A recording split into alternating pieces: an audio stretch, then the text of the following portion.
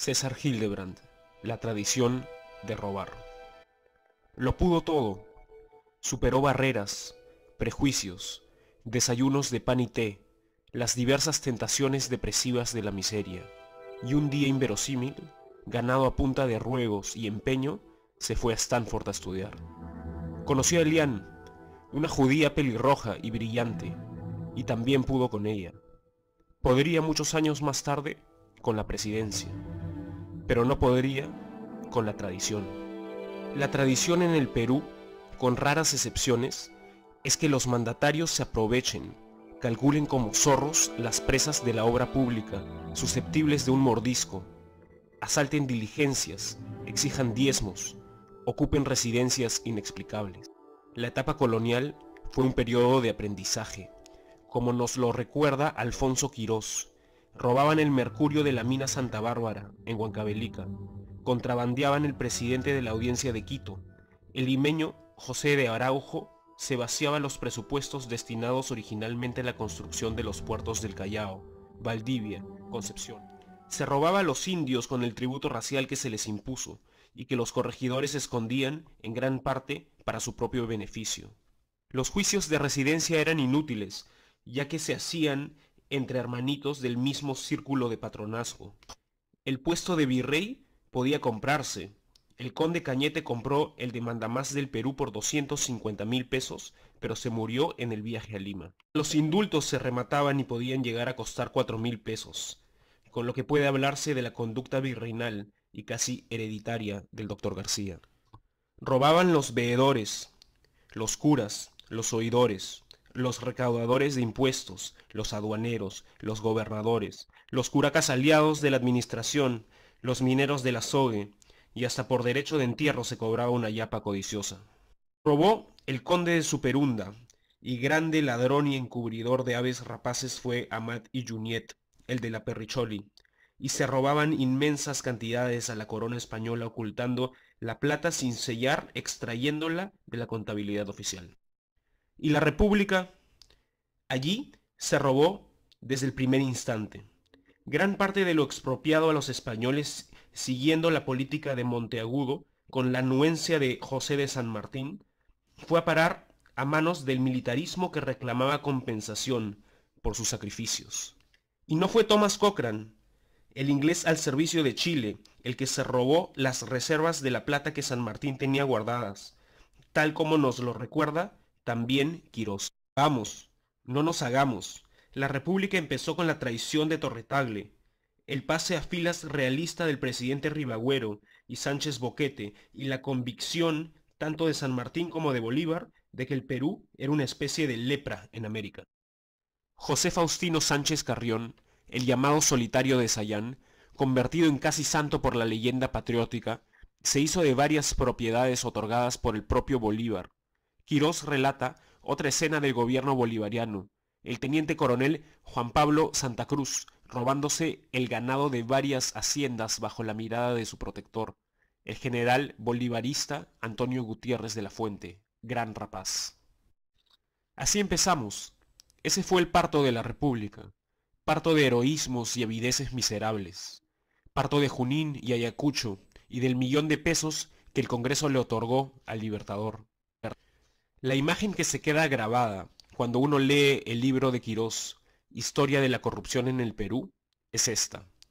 El pobre diablo del general Agustín Gamarra, prefecto del Cusco, entregándole a Bolívar 80 medallas de oro y 500 de plata recién acuñadas en su honor. ¿Qué podíamos esperar después? Pues lo que se vino. Y lo que vino fue el primer militarismo, una especie de guerra civil de Lampa condecorada. Quirós cita a Belfort Wilson, cónsul británico en Lima. Los peruanos pueden verdaderamente ser considerados como los napolitanos y los mexicanos, los rusos de América. Era una comparación entre sociedades corruptas. Hasta la llamada presidenta, Francisca Zubiaga, esposa de Agustín Gamarra, peleó por los intereses del sector harinero que la auspiciaba. Hasta Ramón Castilla tuvo una actitud blanda con el contrabando licorero cuando fue subprefecto de Tarapacá en 1829. Quirós cita a Albert Jewett, representante diplomático de los Estados Unidos en Lima, calificando al gobierno de Castilla como corrupto, desleal e insolente, y cuyo gabinete estaba integrado por ladrones audaces y sin escrúpulos. Castilla, como se sabe, terminaría virtualmente eligiendo a su sucesor, José Rufino Echenique, la más alta expresión del descaro depredador. Y el guano fue la mierda que nos terminó de enmierdar. La primera concesión, hecha en el gobierno de Gamarra, en 1840, se vendió por apenas 18.500 libras esterlinas, para 9 años de explotación sin medida. Después llegaron las pujas por las coimas, los ancestros de Odebrecht y el Club de la Construcción. El que más pagó fue el inglés Anthony Gibbs. Este millonario isleño negoció con el corrupto Echenique la prórroga de su contrato, el que se firmó y se mantuvo en secreto ante la resignación de la prensa comprada o asustada y el silencio de la fantasmagórica ciudadanía. No hemos hablado de la consolidación de la deuda interna, pues hablemos. Esa deuda fue de 5 millones de pesos en 1851 y llegó a 24 millones al año siguiente. En ese saco generoso se metieron desde auténticos expropiados de la etapa de las guerras por la independencia hasta inventores de agravios inmobiliarios que solo debían jurar por Dios para que se les creyera, pasando por prestamistas de muy difícil probanza y militares que habían dado la vida por la causa. Fue la gran farra, fue el Melody en tamaño latifundio, fue la plata del guano convertida en quincha, de palacios que jamás debieron edificarse. La mitad de las fortunas de Lima se construyó con ese método. Aquí no hubo burguesía industriosa acostumbrada a los rigores de la perseverancia y las lentitudes de la acumulación. Aquí sobraron los ladrones, los putos atajos. Lo que queda es conocido. Robaron durante Balta, Pardo, Piérola, doblemente. Robaron con Leguía, por duplicado. Con Benavides, bis. Con Manuel Prado, 2 veces. Con Odría, con Belaúnde, hubo réplica. Con los militares que dijeron estar haciendo la revolución. Robaron con García, a manos llenas. Y con Humala, a pecho descubierto. Y con Toledo, pasando el sombrero de paisano. Robaron con Kuczynski, en inglés. Y con Fujimori, en castellano maltratado. Y robarán como nunca se ha robado, si es que la hija del patriarca Alberto se sienta donde alguna vez su padre hizo aguas sobre la Constitución.